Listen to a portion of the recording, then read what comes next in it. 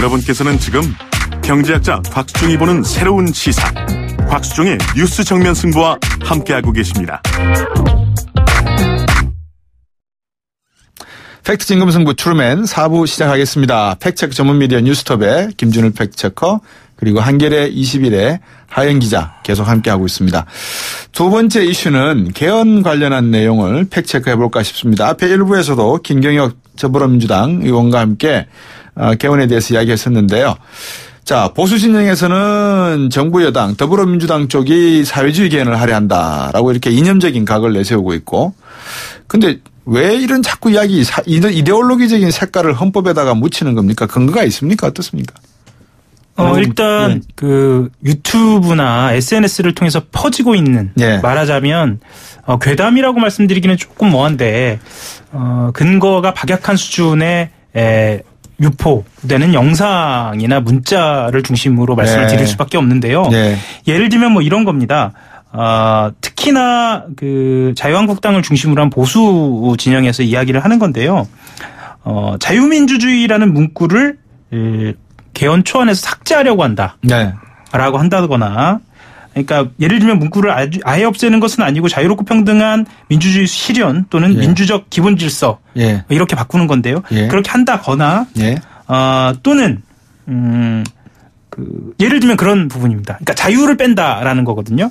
근데 자유를 빼고 사람을 넣겠다 뭐 이런 이야기도 그렇죠. 예, 사람을 뺀다는 이야기도 나오고요. 그런데 이게 정부 아니라고 이야기를 하면서 유포가 되고 있는 거예요. 아까 말씀하신, 그러니까 3부에서 말씀드린 것처럼 뭐 문재인 대통령은 뭐 공산주의자다, 뭐 이런 맥락하고 사실 유포되는 양상은 비슷한 것 같은데요. 이게 실은 정부안이 아니고요. 지난해 10월에 국회 개헌특위 자문위원회가 내놓은 보고서거든요. 그렇죠. 이것을 두고 헌법 개정안 초안이라고 명명을 하고요. 이건 이제 조선일보가 시작을 한 건데요. 또 자유한국당이 정부의 초안인 것처럼 이렇게 내놓으면서 일파만파가 된 상황입니다. 김준일 팩트체커. 이 문제를 사회주의 개헌이라고 하는 내용, 또 토지 공개헌까지 담긴 사회주의 개헌안이다, 뉴데일리는 이렇게 나오고 있는데 이게 어디에 근거한 내용들입니까? 헌법 전문을 정부가 발의한 내용을 다 훑어보고 하는 이야기들입니까? 어떻습니까? 그러니까 자문위, 개헌특위 자문위라는 기구가 있고요. 이거는 말 그대로 관련 학자들이나 뭐 시민단체 이런 데서 참여를 해서 이런 식으로 가면 좋겠다라고 제안을 한 겁니다. 그래서 구속력이 전혀 없어요. 말로 얘기하면. 그건 개헌특위가 그거를 받아들일지 말지는 개헌특위에서 할 것이고. 그렇겠죠. 이제 26일 날 이제 발의한다고 이제 오늘 보도가 나왔지 않습니까? 그래서 그때 이제 공개가 될 것이고요. 이게 포함됐는지 안 됐는지는 모릅니다만은 이렇게 생각하는 사람도 있죠. 그러니까 자유민주주의라는 단어에 대해서 약간만 설명을 드리면은 민주주의의 형태는 굉장히 많거든요. 사회민주주의도 있고 자유민주주의도 있고 입헌민주주의, 대의민주주의, 직접민주주의, 간접민주주의 그런 것들을 다 포괄을 해서 그냥 민주주의다라고 그거의 하위 개념으로 볼 수도 있는 겁니다. 그러니까 자유민주주의만 민주주의는 아니거든요. 그래서 그런 식의 접근법을 하신 분들이 있기 때문에 그래서 이게 소위 말하는 요 딱 그 단어는 그 유신헌법 때 들어간 거예요. 자유민주적 기본질서는 원래 48년 때 만들어진 게 아니라 72년 유신헌법 때 자유민주적 기본질서라는 단어가 헌법에 들어간 거거든요. 그래서 좀 이런 것들이 좀 시대 정신에 맞지 않는다라고 보신 분들도 있기 때문에 그런 권고안을 낸 것이고 그거가 이제 마치 정부의 확정이 된 것처럼 그렇게 이제 일부에서 유포를 하거나 그리고 그거에 대해서 공당이 이제 뭐 성명을 내고 그러면서 이게 마치 사실인 것처럼 지금 퍼져 있는 상황이죠. 오늘 그 청와대가 개헌안 관련 일정을 내놨는데요. 진성준 청와대 정무기획비서관 발표 내용을 한번 들어보시고 말씀을 계속 나누시죠. 대통령은 헌법 개정안을 3월 26일에 발의할 수 있도록 준비에 만전을 기할 것을 지시했습니다. 이 같은 지시는 헌법과 법률이 정한 절차와 기간을 준수하되 국회가 개헌에 합의할 수 있는 마지막 기회를 드리기 위한 것입니다. 당초 대통령은 3월 22일부터 28일까지의 해외 순방 일정을 감안하여 귀국 후에 발의하는 방안을 검토하였으나 헌법이 정한 국회 심의기간 60일을 보장해달라는 당의 요청을 수용한 것입니다. 또한 대통령은 헌법 개정안에 대한 국민의 이해를 높이기 위해서 대통령의 개헌안을 분야별로 국민께 상세히 공개하고 설명하라고 지시했습니다. 이에 따라서 내일부터 3일간 대통령의 개헌안을 국민께 공개할 예정입니다.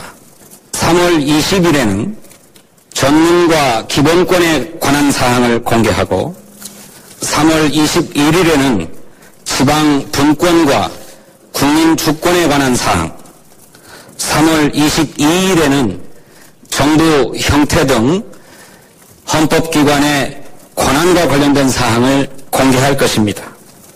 이와 함께 대통령은 마지막까지 국회의 합의를 존중할 것이라는 입장과 더불어서 국회가 신속하게 논의하고 합의해 줄 것을 재차 당부했습니다. 청와대는 국회의 합의를 기다리면서 관련 동향을 예의주시하되 임시국무회의 등 발의에 필요한 준비를 철저히 해나갈 것입니다. 잡대하니까 거의. 네, 방금 청취자 여러분들과 함께 진성준 청와대 정무기획비서관이 발표한 개헌 관련된 일정 들으셨습니다. 어떻게 생각하실지 모르겠지만 26일에 국회 발의하겠다는 것은 1차 저희들 첫 번째 인터뷰에서도 김경호 의원과 말씀을 나눴었는데요. 자, 뭐 두 분과 이야기하다가 방송에 목소리를 탔는지는 모르겠습니다만 현실적으로 좀 불가능해 보이는 게 지금의 개헌 일정 내용 같은데 야당의 반대 논리 어떻게 봐야 됩니까?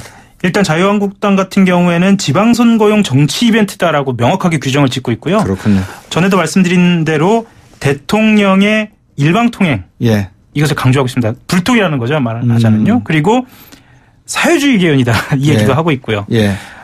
조금 첨언하자면요.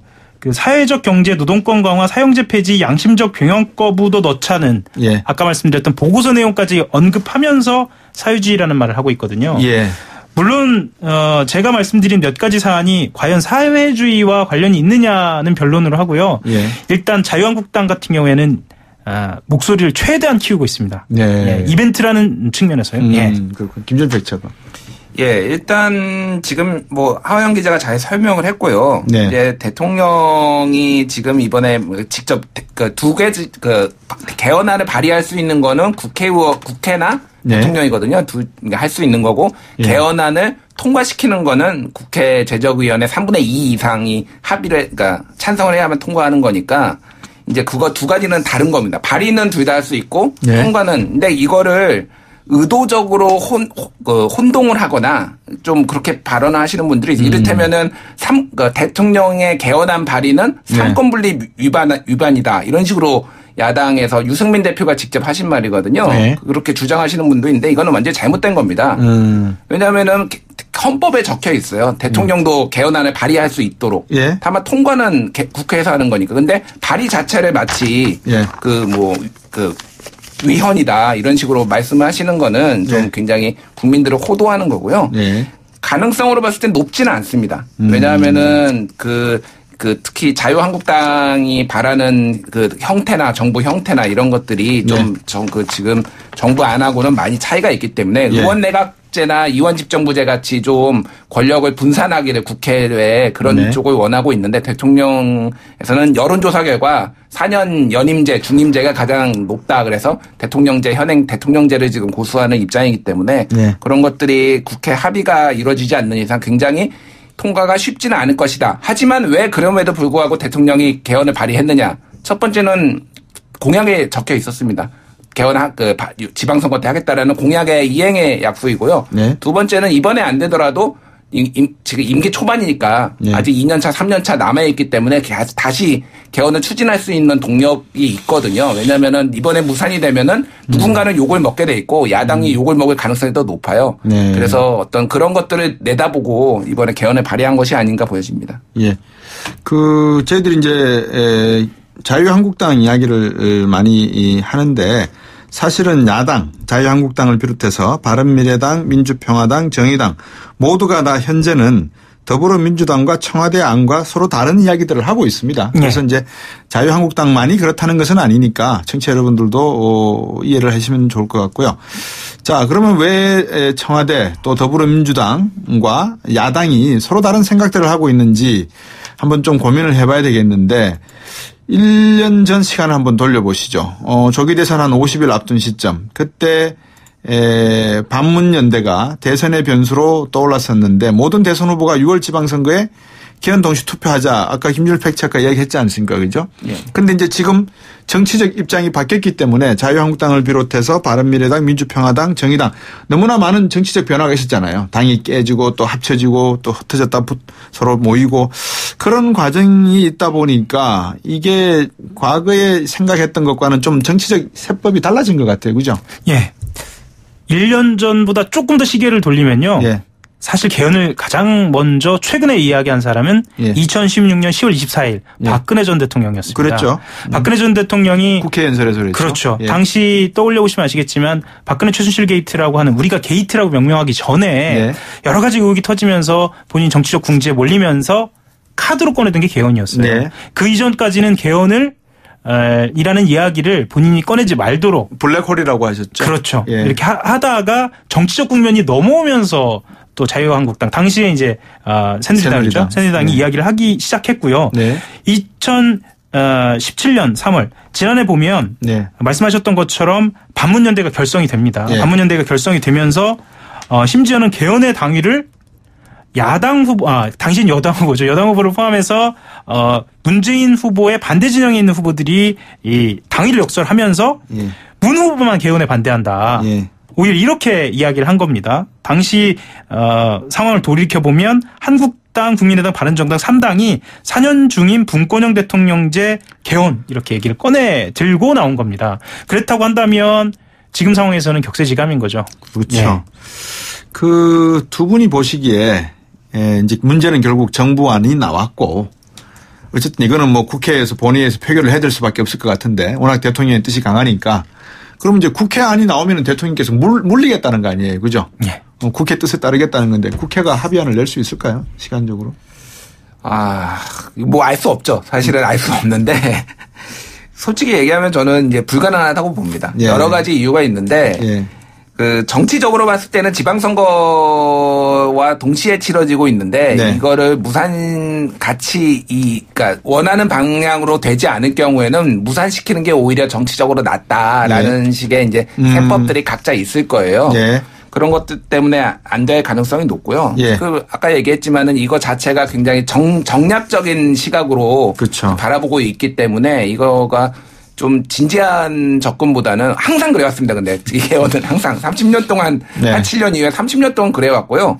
그래왔기 때문에 이번엔 무산될 가능성이 높은데 안타까운 것은 사실은 지금 개헌이 정부의 어떤 형태만 논의되는 게 아니거든요. 굉장히 그 지방분권이라는 그리고 국민주권이라는 굉장히 많은 것들이 이렇게 포함이 돼 있고요. 이런 것들은 꼭 포함돼야 되는 어떤 내용입니다. 그래서 외국의 사례를 보면은 동물, 식물, 에콰도르에서는 동물의 식물의 어떤 권한 이런 것까지 헌법에 넣었거든요. 그러니까 생태주의적 관점이죠. 그런 것들까지 할 정도로 헌법은 굉장히 살아 움직이는 생물이고 다양한 이해관계 가치들이 포함될 수 있는 건데 한국은 87년 30년이나 됐습니다. 이게 그래서 꼭 바꾸긴 해야 되는데 문재인 대통령의 뜻은 그런 것 같아요. 이번에 안 되면은 다시 추진할 수 있게 한번 일단은 국회에 굉장히 강한 푸시를 하는 그런 것이 아닌가. 우리 하영 기자. 자유한국당 얘기를 안 할 수가 없는데요. 본인들이 감당하기 어려운 것을 꺼내들고 나온 게 아닌가라는 판단도 있어요. 왜냐하면 특히나 선거제도 개혁 같은 경우에는 연동형 비례대표제도 할 수 있다라는 얘기를 하거든요. 그런데 그게 자유한국당의 속내에 일치하는 것이냐라고 한다면 지금 현재 영남을 교두보로 삼고 또 그 교두보 삼아서 호남을 진출하려고 하는 입장에서 그 의석수를 포기할 수 있느냐라고 한다면 여의도에서는 고개를 갸웃할 수밖에 없는 거죠. 자, 두 분 말씀을 듣고 보니까 참 이게 요원한 것 같습니다. 결론적으로 한 30초씩 드릴 테니까 짧게 한번 말씀하시죠. 개헌 된다 안 된다? 이번에. 저는 개헌 안 된다고 보고요. 다만 이게 어쨌든 역대하고 다르게 아까 말씀드렸지만은 그 노무현 때도 그렇고 박근혜 대통령 때도 그렇고 임기 4년차 때 나왔는데 이번에는 임기 1년차 때 나왔기 때문에 충분히 다시 이게 화두가 될 수 있고 네. 개헌 가능성이 있다 추후에 그렇게 예. 보여집니다. 하은 기자. 개헌을 하려면 정권 초반에 하는 게 맞죠. 그 동력을 삼아서 여러 가지 의미를 가치를 담는 게 맞고요. 네. 저는 개헌 이전에 아까도 잠깐 말씀드렸지만 선거제도 개혁부터 하자라는 의견을 좀 적극적으로 수용하는 게 이것이 선관위의 입장이기도 하고요. 네. 중요한 것 같습니다. 예. 알겠습니다. 오늘 말씀 두 분께 듣고 보니까 참 개헌 힘든 작업인데 대통령께서 일단은 뭐라 그럴까요? 방아쇠는 당기신 것 같습니다. 팩트증 승부 추루맨 팩트체크 전문 미디어 뉴스톱의 김준일 팩트체커 한겨레 20일 하영 기자 두 분 함께했습니다. 고맙습니다. 감사합니다. 내일 뵙겠습니다. 곽수영이었습니다. 고맙습니다.